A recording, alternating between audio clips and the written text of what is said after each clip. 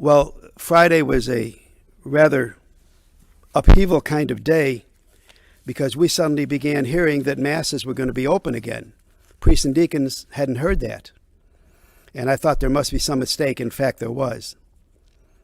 What had happened was, and I put out a message on Friday that was very provisional. I just wanted to get something out there to give an accurate picture once I read what we got from the bishop.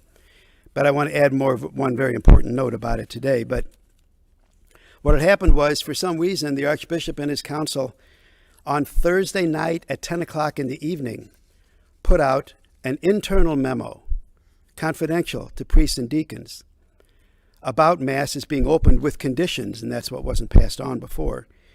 And for some reason, the next morning, there was a news report. The Archbishop was on the news early in the morning announcing it. So in other words, me and Father Nikolai, deacons, nobody had seen it because it came out at 10 o'clock Thursday night. And by Friday morning, there was some public news announcement. People began showing up saying masses were back again. And we didn't know anything about that. So I have to back up and tell you what was actually said. It is not so cut and dry as saying masses were open, but we do have a path forward. We also know who the path is. The way forward is Jesus. Here's what the Archbishop actually said in his confidential message. And I'm reading it verbatim here. That masses are permitted to begin at a later date at the discretion of each parish pastor. At the discretion of the pastor, because there will be accompanying policies and guidelines given to parishes.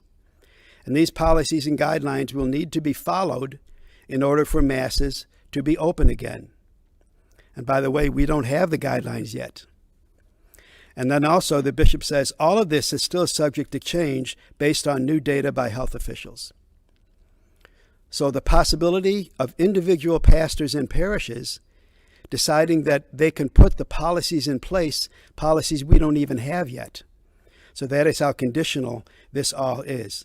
So it was nowhere near as cut and dried as saying that we're going back to having masses again. There's a lot more to it than that. So when you read anything, read the whole thing, follow back, whether it's online or see what kind of newspaper things or others are covered.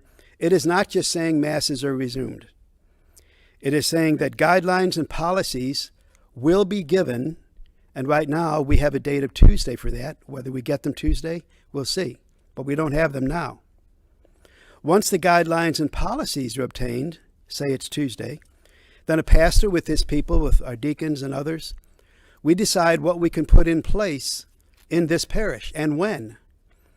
There's no specific timetable of when this all must happen.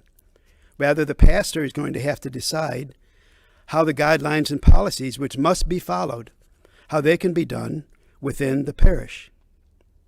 What I first want to say, and I didn't include in my Friday messages, I'm really happy that we'll have congregations again.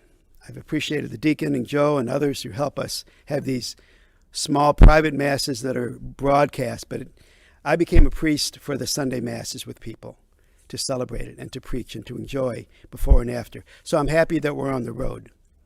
But there will be a road. Once again, we don't have the guidelines yet, so we don't know how St. Rose Philippine Duchenne can put them into place. I can tell you two things that will be included by what they've said. One is social distancing. That means you come into church and it won't look like what it's used to.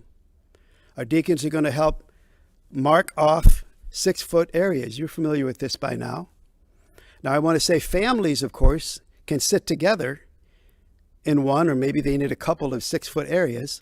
But outside of that nuclear family, mother, father, and children living in that home, grandma, grandpa, anybody must be another 6 feet away, and probably only every other pew.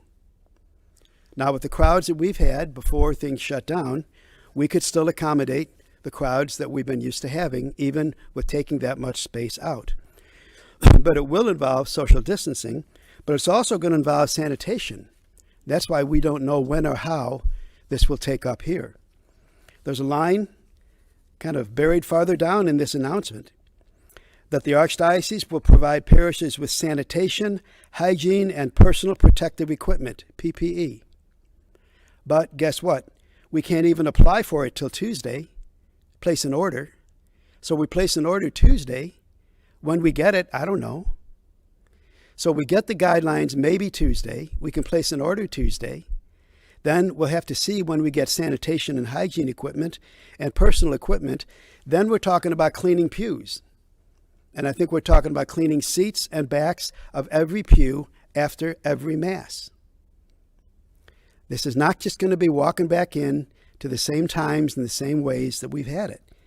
All right? This is a whole new set of practices we'll be doing.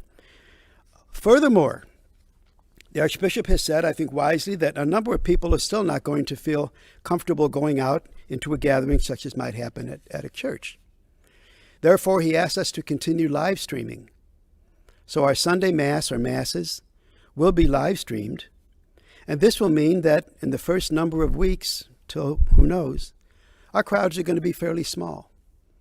We're not going to have the crowds that we were used to. We were a little bit thin before this shutdown. Now they're going to be smaller than that. We don't know exactly what to expect, of course, but people are going to be able to live stream like you're doing maybe right now. So some people may take their time before deciding that they're comfortable or that they feel safe coming back into church. So with all of these factors, with the need for cleaning after every Mass, with things being roped or cordoned off, with crowds being much smaller, the obligation for Mass is still lifted. There's no formal pain of sin obligation to attend Mass while we could live stream, which is not the same thing. With all of that happening, the cleaning, the smaller crowds, and all the changes in church, I ask you not to think that we're just going to walk back in like we did in March. It won't be like March 1st or 8th. Not going to be the same schedule, not going to be the same look. We don't know what it'll take to enter the church. Will you have to clean yourself? We don't know about masks. We don't know about any of this. So don't assume, oh good, everything's starting back up again. We don't know that, and it will not happen that way. Think about going to a restaurant that you used to like to go to, and they say they're open. What happens when you go back to that restaurant? Now you may have to wait outside because only 6 people are allowed to dine in there. Now the waiters or waitresses have masks. Now they can't give you a menu. You must look on your phone. Now everything's completely different. So we all know anything opening back up will not be opening back up like before. So again, know that everything from the scheduling to the where you used to sit in church and all that, don't image it to be the same. I'd like to say that we're not going back to what was before. We're going forward. We're going forward into a new reality, into a new life together to worship. So any decisions that we make in the next couple of weeks will be provisional. They're going to be based on the time when we still may have much smaller crowds due to people's concerns or whatever, and the live streaming that people will get. We may grow into a bigger schedule again or whatever we may have again. It's going to take a while. How long will it take? I read everything I can about this and watch everything I can. Nothing will be normal for a year and a half, is what is being said on the news. I'm not trying to be a news reporter to you, but the way I take it in, what I'm preparing myself for. So we're not talking about 2 or 3 weeks. So we will set some things provisionally in place with the joy that people can attend Mass again, and that will be a joy for me. And we'll do it with respect for what our circumstance now is, and then we'll grow into whatever seems called on in the future. It'll be wonderful to have you back, any of you, and eventually I hope all of you. I ask for your wisdom. Bishop left it up to the local pastor, but not alone. You know, I don't do things that way. Our deacons, Father Nikolai, others will assist us in this. I prayed this morning for wisdom. I'm praying every day for special wisdom about this, and I ask your prayers. Next weekend is no different. Next weekend is not open masses. It's not what the bishop said. Next weekend is live streaming private masses again, Saturday night, 5 o'clock, and on Sunday at 10 o'clock in the same way. So we'll have to navigate. We don't know the way. Guess who is the way? He is the way. Join me working with Jesus to find a new way.